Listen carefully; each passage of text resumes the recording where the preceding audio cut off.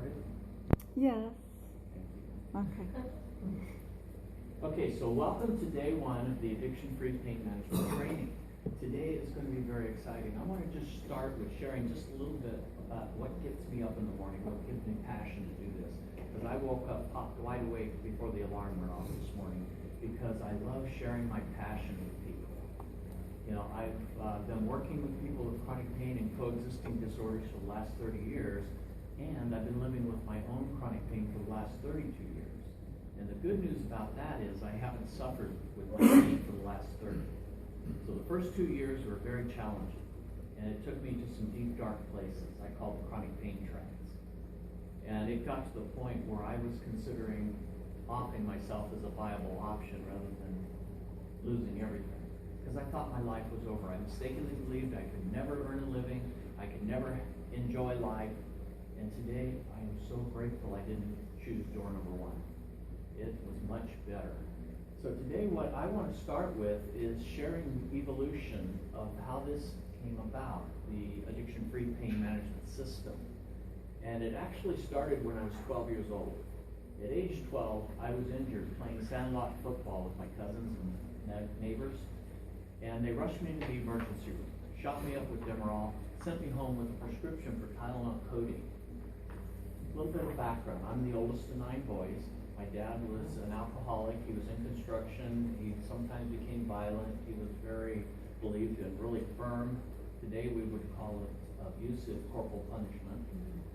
And it was very challenging because if any of my brothers got in trouble, not only did they get punished, but I got punished because they got in trouble. So here I am at age 12, and I take the first Tylenol codeine, and all of a sudden, everything is wonderful. I had the addictive brain response for the first time out, and I felt at peace for the first time in 12 years. And so that was kind of like a setup. And then about a year later, I was curious, you know, on the prescription bottles, it says, do not use alcohol. And then in finer print, it says, it may intensify the effect. Which words do you think I focused on? Yes. And so I was off and running until about age 29. And then at age 29, I hit the wall like a lot of people do and had to let go of alcohol and pain pills. Next month, I get to celebrate 34 years free of alcohol and pain pills. It would have been 35, except the first year I tried it Steve's way and found out that did not work. And then shortly thereafter that, I got an opportunity to work with a hospital in Campbell, California, the Chemical Dependency Institute. Had co-medical directors, Dr. Henry Calloway and Dr. Philip Mack. They had a vision that was way ahead of their time. They believed that somebody who had chronic pain and developed an addiction to their medicine should be treated at the same time, at the same place. Yes, using a multidisciplinary approach. And they found out I was living with chronic pain. I was in recovery, handling my pain recovery-friendly ways.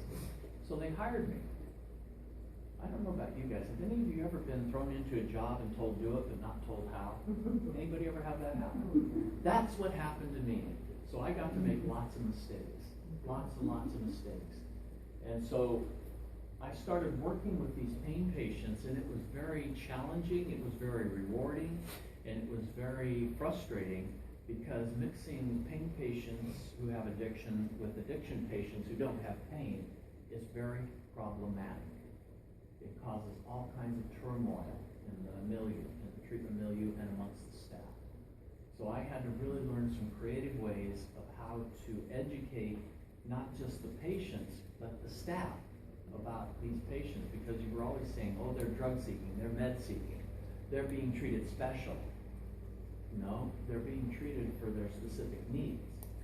And then what happened in 1986 was a big turning point. In 1986, my supervisor, Molly Burke, was the first group of people to get advanced certified in relapse prevention with Terry Dorsey. And she brought Terry's model back to the hospital. And I fell in love with it right then. You know, a lot of pain patients don't like to stick around addiction treatment. They leave against medical advice. And in our program, I had twice as high an AMA rate than the addiction patients did. After I started implementing some of Terry's stuff, I soon had less AMA rates than the addiction patients. And it made the other staff curious. about how that happened, because they weren't buying into it. Back in the mid-'80s, there was kind of like a bias about talking about relapse prevention and treatment. It was like the same arguments were used like you hear today in high schools. Don't teach sex ed because it might give them ideas. Don't talk about relapse being a normal part of the recovery process for some people because it might give people ideas. So yeah, it might. So I tell people when I do relapse prevention education, I says, I'm handing you a double-edged sword. You can use it to cleave your way to recovery and freedom, or you can cut your throat with it. Because I know certainly that I have another relapse left in me, but I don't know if I have another recovery. And I share that with people. So I started using Terry's model and got really interested. And then in 1991, I went back and trained with Terry. We did not get off to a good start. Here I am, 10 years in recovery, and he comes up to me the second day of the training and says, Steve, you're in the middle of a relapse. You better get a grip. And his style is like that. He actually said something very similar to that. And my first reaction was to punch him out, of course. I didn't. But the second was to listen to him. So as a result of that training, a 7-day intensive training at the time, I went back and resigned from the hospital and went back to grad school. So that changed everything. I finished the certification process, was invited to join his team, and I've been working with Terry ever since 1991. And now I'm the clinical director for the Synapse Corporation. And I really love doing this kind of work.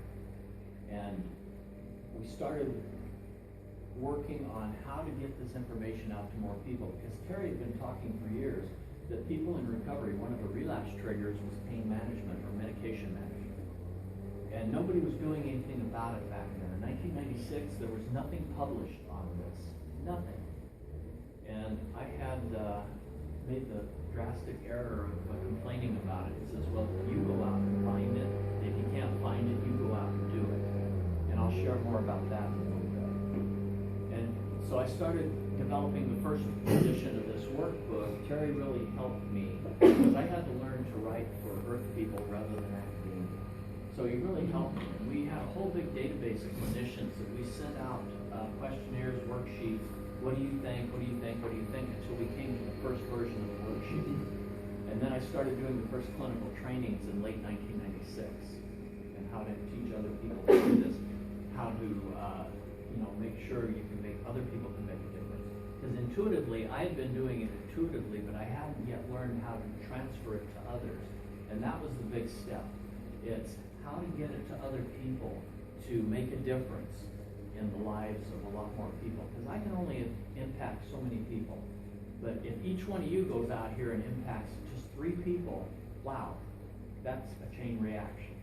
And those 3 people can go out and impact other people, and it keeps going. And that's what keeps me alive, that's what keeps me excited, that's what keeps me enthused about sharing this information with other people, is that I know that somewhere along the line somebody's going to hear it. A lot of times people come to me and says, where has this been? Well, I tell you, it's the best kept secret in addiction treatment. Not intentionally, but because we don't have a lot of financial resources to get the word out. So we depend upon other people to help us share the word. And one of the things I started also doing was developing addiction-free pain management centers of excellence. And my first one, Valley Forge Medical Center. They've been certified since 2007. They're on the East Coast. There's several other around the country that started, but then they didn't want to keep doing all the footwork. And right now I'm working in the community bridges. People raise your hand. I've been working with community bridges this year, and they want to become the center of excellence in this model and the Gorski relapse model. So it's really starting to get more people interested. Next week I'm going to be going to San Antonio, Texas, to Laurel Ridge, which is a big 254-bed psych hospital that wants to implement this model with their military resiliency for people coming off deployment with chronic pain, PTSD, and addiction. So I'm very excited to be spreading the word that this stuff works, and it's research-based. And a lot of people don't recognize that, but it really is. And I've been gathering outcome data from Valley Forge since 2007 to show the effectiveness of the treatment process. And then in 2011, published the book Freedom from Suffering and Journey of Hope. Now, Ellen has edited everything I've ever written, but this time I coerced tricked her into being the co-author of this book. And if you find any errors, I'm human. Yeah.